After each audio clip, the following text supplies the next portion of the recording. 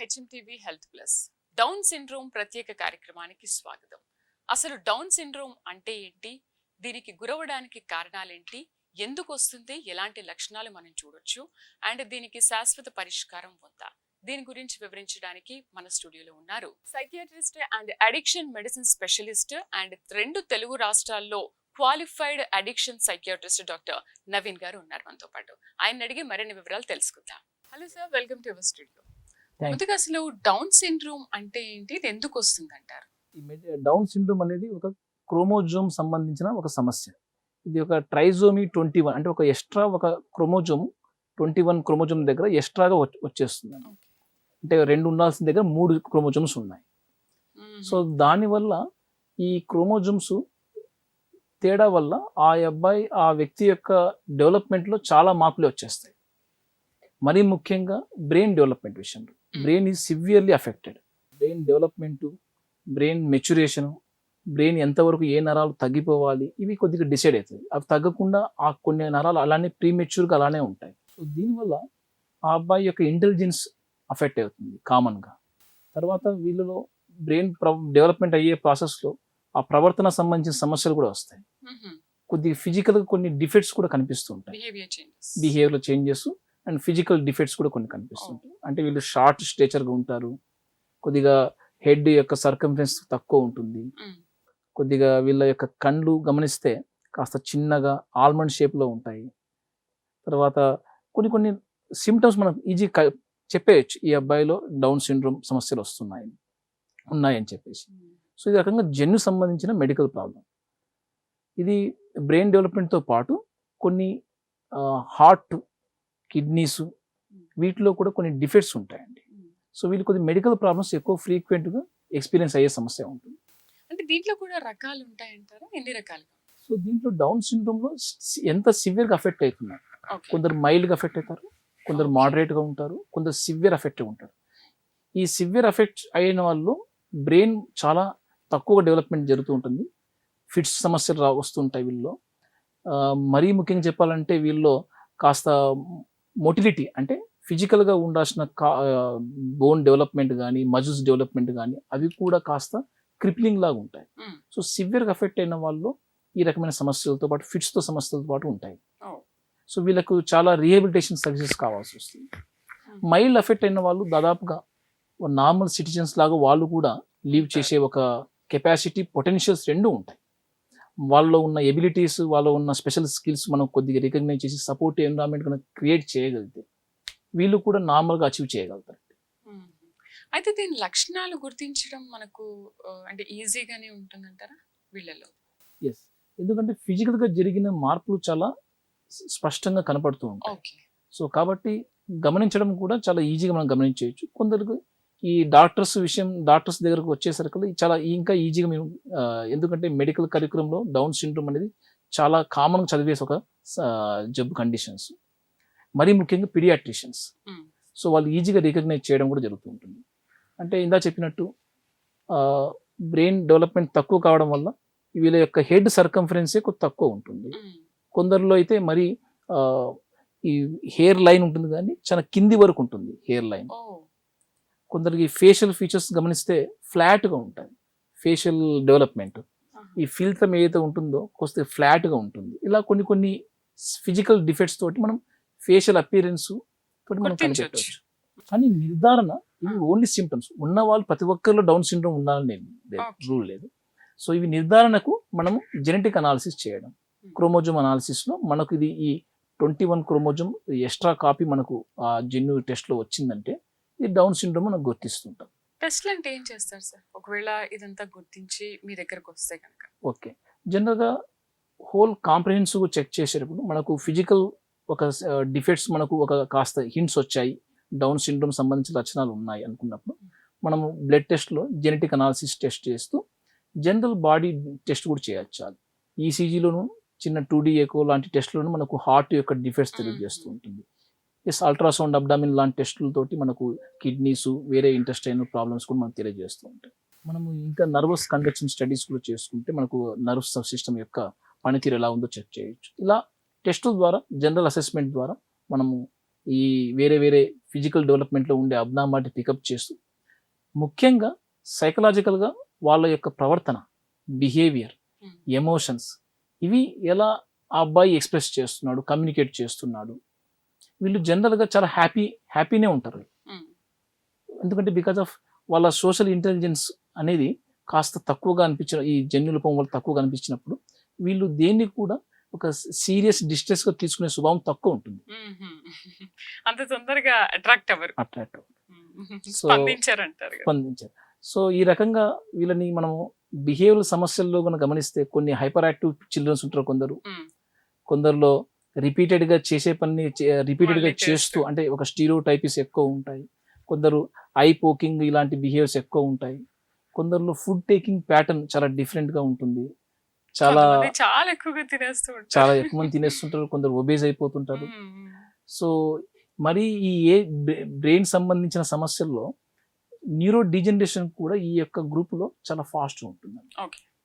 అంటే వీళ్ళు చాలా త్వరితగతిన డిమెన్షియాకు రిస్క్ ఫ్యాక్టర్ లాగా తయారవుతూ ఉంటుంది. అంటే న్యూరో డిజనరేషన్ కూడా ఫాస్ట్ అయినప్పుడు దానికి సంబంధించిన లోపాలు కూడా మనకు స్పష్టంగా తొందరగా కనిపిస్తూ ఉంటాయి. సో వీళ్ళకి అందుకోసమే డిజేబిలిటీస్ ఏవైతే ఉన్నాయో వీళ్ళు గుర్తిస్తే ఆ డిజేబిలిటీ అడ్జస్టెడ్ ఎన్విరాన్మెంట్ మనం క్రియేట్ చేస్తే వీళ్ళకు స్పెషల్గా సోషల్ సెక్యూరిటీ స్కీమ్స్ కానీ ఒక స్పెషల్ ఎన్విరాన్మెంటల్ మ్యానిపులేషన్స్ ఇవి చేసుకుంటూ ఉంటే వాళ్ళు చేయగలిగే పనిని కూడా కంఫర్ట్గా చేయగలుగుతారు. రైట్, మీ దగ్గరకు వచ్చిన తర్వాత టెస్ట్లన్నీ చేసి నిర్ధారించిన తర్వాత ట్రీట్మెంట్ అనేది వాళ్ళకు ఎంతవరకు అవసరం అవుతుంది? ఇంకోటి వ్యాధి తీవ్రతను బట్టి కూడా ట్రీట్మెంట్ ఇస్తారా మీరు? ఎస్. సో డీటెయిల్ అసెస్మెంట్లో మనము ఆ అబ్బాయి ఇందాక చెప్పినట్టు హిస్టరీ టేకింగ్లో డీటెయిల్గా తీసుకున్న తర్వాత ఆ అబ్బాయికి ఏ విషయాల్లో డెవలప్మెంట్ కాస్త నార్మల్గా జరిగాయి మిగతా పిల్లలతో పోలిస్తే, ఏ విషయాల్లో లాంగ్వేజా, మోటార్ డెవలప్మెంటా, సెన్సరీ డెవలప్మెంటా, అలా కొన్ని ఏరియాస్లో సెన్సేషన్ తీసుకుని ఇంటర్ప్రిట్ చేయడంలో లోపం ఏమైనా ఉన్నాయా, సో లేకుంటే హియరింగ్ అబ్నార్మాలిటీస్ ఉన్నాయా, లేకుంటే విజన్ అబ్నార్మాలిటీస్ ఉన్నాయా, ఇవి డీటెయిల్గా అసెస్మెంట్ చేసుకుంటే కొన్నిలో అటెన్షన్ డెఫిసిట్ ప్రాబ్లమ్స్ ఉండొచ్చు, కొందరిలో లాంగ్వేజ్ డెవలప్మెంట్ ప్రాబ్లమ్స్ ఉండొచ్చు, కొందరిలో కమ్యూనికేషన్ ప్రాబ్లమ్స్ ఉండొచ్చు, సో ఈ కొందరిలో మెడికల్ ప్రాబ్లమ్స్, ఎపిలెప్సీ అంటే ఫిట్స్ సంబంధించిన సమస్యలు వీళ్ళు చాలా ఎక్కువగా వస్తుంటాయి. సో మనం చాలా అర్లీగా గమనిస్తే వాటికి సంబంధించిన ట్రీట్మెంట్ కూడా మనం తొందరగా స్టార్ట్ చేయగలిగితే దాదాపుగా వీళ్ళని మనం ఒక నార్మల్ వ్యక్తి యొక్క ప్రొడక్టివిటీ ఎలా ఉందో అలా రకంగా ఎంకరేజ్ చేయవచ్చు, మేనేజ్ చేయవచ్చు. అంటే దీనికి ఎలా మందుల రూపంలో ఏమైనా ఇస్తారా, లేకపోతే థెరపీస్ ఉంటాయి ఇందులో? జనరల్గా ప్రధానంగా డౌన్ సిండ్రోమ్కి అయితే మనము ఓన్లీ థెరపీస్ తోటి ఎక్కువగా మనం మేనేజ్ చేయడం బెటర్. బట్ కొందరికి ఆ ప్రవర్తన సంబంధించిన హైపర్ యాక్టివిటీ ఎక్కువ ఉంది అనుకోండి, అప్పుడు కొద్ది మెడిసిన్స్ మనకు ఆల్రెడీ ఎవిడెన్స్ మెడిసిన్స్ ఉన్నాయి, సో మెడిసిన్ వాడడం ఉత్తమం. లేదు కొందరికి లాంగ్వేజ్ డెవలప్మెంట్, బిహేవియర్ ప్రాబ్లమ్స్ ఉన్నప్పుడు కౌన్సిలింగ్, బిహేవియర్ టెక్నిక్స్ ద్వారా, థెరపీస్ ద్వారా మనం ఎక్కువగా వీళ్ళని మళ్ళా నేర్పించడం, ఈ ప్రవర్తన కరెక్షన్ చేసుకుంటూ కొత్త అలవాట్లను నేర్పించడము, కొత్త స్కిల్స్ నేర్పించడము, ఇలా స్పెషల్ స్కూల్స్ని మనం ఎంకరేజ్ చేయించడం, ఇలాంటివి చేస్తే వీళ్ళు కూడా ఖచ్చితంగా గ్రేడ్ బై గ్రేడ్ వీళ్ళ యొక్క డెవలప్మెంట్ వాళ్ళు ఆ రకంగా ట్రీట్మెంట్ డిజైన్ చేయడం అవసరం పడవచ్చు. మరి సివియర్గా ఉంటే ఏంటి పరిస్థితి? సివియర్గా ఉన్నప్పుడు వాళ్ళ కేర్ గివర్స్ అండ్ పేరెంట్స్ కానీ, కేర్ గివర్స్ కానీ, లేకుంటే కొన్ని రిహాబిలిటేషన్ సెంటర్స్ కానీ వీళ్ళని మనం కొద్దిగా డైలీ నీడ్స్ కూడా వీళ్ళకు సపోర్ట్ ఇవ్వాల్సిన పరిస్థితి ఉంటుంది. అంటే వీళ్ళు నడక కూడా ఇబ్బందిగా ఉండడము, లేకుంటే ఫిట్స్ మాటికి రావడము, అలాంటప్పుడు మెడిసిన్స్ ప్లస్ రీహాబిలిటేషన్ సర్వీసెస్ ఇలా విధంగా రెండు కాంబినేషన్లో ఇవ్వగలిగితే కాస్త వీళ్ళ లైఫ్ స్పాన్ని మనం మేనేజ్ చేయొచ్చు. పైగా క్వాలిటీ ఆఫ్ లైఫ్గా చూడాలంటే సివియర్గా అఫెక్ట్ అయిన వాళ్ళు వీళ్ళని మనము స్పెషల్ ఎడ్యుకేషన్ సర్వీసెస్ తోటి కమ్యూనికేషన్ని, కొత్త నాలెడ్జ్ని ఇంక్రీజ్గా లెర్నింగ్ చేయించడం, మల్టీ సెన్సరీ మోడాలిటీ ట్రీట్మెంట్ అంటారు. సో ఆ రకంగా సెన్సేషన్ రిలేటెడ్గా ఇన్ఫర్మేషన్ అర్థం చేసుకునేలాగా ఆ అబ్బాయిని ఎంకరేజ్ చేయించడం. సో మాటల ద్వారా కాకుండా సెన్సేషన్ ద్వారా, లేకుంటే సింబల్స్ ద్వారా, సంథింగ్ గెస్టర్స్ ద్వారా కూడా ఈ అబ్బాయి యొక్క నీడ్స్ ఏం అడుగుతున్నాడు, యాక్షన్స్ ద్వారా, సో మనం ఏమి ఇవ్వాలనుకుంటున్నాము కొంచెం చెప్పడం ద్వారా చేయొచ్చు. హియరింగ్ సమస్యలు ఉన్నాయనుకోండి, వెంటనే హియరింగ్ సపోర్టివ్ హియరింగ్ ఎయిడ్స్ కానీ, కొద్దిగా ఇన్స్ట్రుమెంట్స్, ఇంప్లాంట్స్ కానీ ఈ విధంగా చేసుకోవడం వల్ల కూడా హియరింగ్ సంబంధించిన సెన్సేషన్ మనకి బ్రెయిన్ డెవలప్మెంట్ అరెస్ట్ అవుతున్నాయి ఈ లోపం వల్ల అంటే దీన్ని ఇంక్రీజ్ చేయవచ్చు. అవును. అలా ఓకే, దీనికి ఏజ్ తో రిలేటెడ్ ఏమైనా ఉంటుందా? పర్టికులర్ గా ఈ ఏజ్ లో మాత్రమే వస్తుంది అని ఏమైనా ఉంటుందా? జనరల్గా జన్యు సంబంధించిన సమస్య కాబట్టి ఇది మనకు ఊములో నుంచి డిసైడ్ అవుతూ ఓ, వస్తుంది. ఇది కూడా. ఎందుకంటే జనరల్గా ఈ 21 క్రోమోజోమ్ సంబంధించిన జెనెటికల్ అడిషనల్ కాపీ ఏదైతే ఉందో ఇది దీనికి సంబంధించిన డెవలప్మెంట్ని మార్చడం జరుగుతుంది. కాబట్టి మనము అక్కడ నుంచి స్కానింగ్ల ద్వారా టిఫా స్కానింగ్ అని చెప్పు ఈ ఆబ్స్టిషన్స్ కు చాలా ఫెమిలియర్ వర్డ్ చేస్తున్నారు. వీళ్ళు చేస్తూ ఉంటారు. వాళ్ళని రికగ్నైజ్ చేయడము. సో ముందుగానే డెవలప్మెంట్లోనే వాళ్ళ యొక్క బేబీ వెయిట్ ఎలా పెరుగుతూ వస్తుంది, తర్వాత డెలివరీ ప్రాసెస్లో ఎలాంటి ఫ్యాక్టర్స్ అడ్వర్స్గా అఫెక్ట్ అయ్యాయి, లేదంటే ఫోర్సెప్స్ డెలివరీయా లేదంటే నార్మల్ సిజేరియన్ డెలివరీయా. సో ఈ రకంగా కూడా మనము కొద్దిగా ప్రికాషన్ తీసుకోవడం. మరి వెంటనే వీళ్ళు డెవలప్మెంట్ అయ్యే కొద్దీ లాంగ్వేజ్ డెవలప్మెంట్ కానీ మోటార్ డెవలప్మెంట్ కానీ కొద్దిగా సోషల్ కమ్యూనికేషన్ డెవలప్మెంట్ కానీ ఎక్కడ ల్యాగ్ వస్తుందో ఆ రకంగా ట్రీట్మెంట్ డిజైన్ చేసుకునే కొద్దీ మనకు వీళ్ళు అడ్జస్ట్మెంట్ కెపాసిటీ పెరుగుతూ వస్తుంది. సోషల్ లైఫ్ లెర్నింగ్ స్కిల్స్ కూడా మనము పెరుగుతూ రావడం పాటు వీళ్ళు కాన్ఫిడెన్స్ ఇన్స్టిల్ చేయొచ్చు. అదర్వైజ్ వీళ్ళు ఒక రకమైన లో సెల్ఫ్ ఎస్టీమ్ గురైపోతుంటారు. వాళ్ళ యొక్క ఫన్ని మిగతా వాళ్ళు అర్థం చేసుకోవట్లేదు. వాళ్ళ యొక్క నీడ్స్ని ఎలా వీళ్ళకి కమ్యూనికేషన్ అర్థం కావట్లేదు. సో ఈ రకమైన డిస్ట్రెస్తో ఉంటారు వాళ్ళు. ఎవరైనా సహజంగా డిస్ట్రెస్లో ఉన్న వ్యక్తి యొక్క ప్రవర్తన ఆబ్వియస్గా నెగిటివ్ సైడ్గా ఉంటుంది. కానీ అది అర్థం అవ్వడం కూడా కొంచెం కష్టమే కదా సార్ ఎదుటి వాళ్ళకి. అర్థం చేసుకున్నారు అంటే వాళ్ళు లక్కీ ఫెలోస్. ట్రూ. ఇది ఎక్కువసార్లు వాళ్ళ యొక్క అవసరాలు ఏంటి అన్న ఒక స్థానంతో ఎంపతిగా ఆలోచన చేస్తూ ఉంటే, సపోర్టివ్ టెండెన్సీ తోటి మన ఫ్యామిలీ ఎన్విరాన్మెంట్ ఉంటే వీళ్ళని అడ్జస్ట్ చేయొచ్చు. వీళ్ళ ఎన్విరాన్మెంట్ని కూడా వీళ్ళకి డ్యామేజింగ్ ఎన్విరాన్మెంట్ లా కాకుండా కొద్దిగా మన సపోర్టివ్ ఎన్విరాన్మెంట్ క్రియేట్ చేయొచ్చు. ఓకే, మరి దీనికి కూడా మందులు ఇన్ని రోజులు వాడాలి అని ఏమైనా ఉంటుందా? అప్పుడున్న అవసరం బట్టండి. ఇప్పుడు ఫర్ ఎగ్జాంపుల్ మెడికల్ ప్రాబ్లమ్స్ వీళ్ళకి చాలా కామన్గా వస్తుంటాయి. ఫ్రీక్వెంట్గా ఇన్ఫెక్షన్స్ అవ్వడము, ఫ్రీక్వెంట్గా upper respiratory tract infections, pneumonias, medical problems చాలా తరచుగా ఎక్స్పీరియన్స్ అవుతూ ఉంటారు. సో ఆ ఇన్ఫెక్షన్ సంబంధించిన టైం పీరియడ్ మెడికల్గా వాడడము, డౌన్ సిండ్రోమ్ సంబంధించిన సైకాట్రిక్ డెవలప్మెంట్ ఏదైతే ఉందో అది కొద్దిగా లాంగ్ టర్మ్గా మేనేజ్ చేయడం. ఒకసారి కన్నా డౌన్ సిండ్రోమ్ మనం డయాగ్నోస్ చేస్తే ఆ స్టేజ్కి ఏ అవసరాలు ఆయనకు నీడ్స్గా ఉన్నాయి ఆ రకంగా మనము ట్రీట్మెంట్ మనం డిజైన్ చేయడం. మెడిసిన్స్ తోటి మనం బిహేవియర్ని కంట్రోల్ చేయాలి. హైపర్ యాక్టివ్ ఉన్నాడు, కాస్త స్టిమ్యులెంట్ డ్రగ్స్ ఇవ్వడం. యాంగ్జైటీ గురవుతున్నాడు, సోషల్ యాంగ్జైటీ గురవుతున్నాడు, యాంగ్జైటీ తగ్గించే మెడిసిన్స్ పెట్టడము. అది టెంపరీగా. మెయిన్గా థెరపీస్లో ఇవి మెడిసిన్స్ అనేవి ఒక పార్ట్. లాంగ్ టర్మ్ మేనేజ్మెంట్లో థెరపీస్, సోషల్ వర్క్ సంబంధించిన ఇంటర్వెన్షన్స్, తర్వాత రీహాబిలిటేషన్ పార్ట్లో మనకు ఏదో ఒక వర్క్ వీళ్ళు క్యాపబుల్గా చేయగలుగుతారు అన్న కాన్ఫిడెన్స్ వర్క్ కూడా నేర్పించడం, వర్క్లో ప్లేస్మెంట్ పెట్టించడం, అది కూడా చాలా ఇంపార్టెంట్. సో ఆ అబ్బాయికి ఒక సంథింగ్ నేను కూడా ప్రొడక్టివ్ పర్సన్ అన్న ఒక కాన్ఫిడెన్స్ క్రియేట్ చేయొచ్చు. ఇది లాంగ్ టర్మ్గా మనం ట్రీట్మెంట్ డిజైన్ చేయడం ఆల్వేస్ ఉపయోగకరం అబ్బాయికి. ఓకే సార్, మెడిసిన్స్ కి మనం ఒకసారి అలవాటు పడ్డాము అని అంటే ఓకే, మెడికేషన్ ద్వారా ఇది కొంతవరకు కంట్రోల్ వస్తుంది అని చెప్పి మీరు మెడికేషన్ ఇస్తూ ఉంటారు. బట్ అది తగ్గినప్పుడు మీరు మళ్ళీ మానేయాలని చెప్తూ ఉంటారు కదా, మరి మానేసినప్పుడు దానికి దీనికి ఏం ప్రాబ్లం అవ్వదంటారా? అప్పుడు మెడికేషన్ తీసుకోము కదా మనం. మెడికేషన్స్ అనేవి మనకు అప్పుడు అవసరాన్ని బట్టి మనం స్టార్ట్ చేసిన కొన్ని మెడికేషన్స్ దీర్ఘకాలికంగా వాడాల్సి వస్తుంది. ఫర్ ఎగ్జాంపుల్ ఇప్పుడు ఈ హైపర్ యాక్టివ్ ప్రవర్తన సమస్యలు వచ్చాయి, ADHD సమస్య వచ్చింది, వీటికి మెడిసిన్ స్టార్ట్ చేసి ఉంటాం.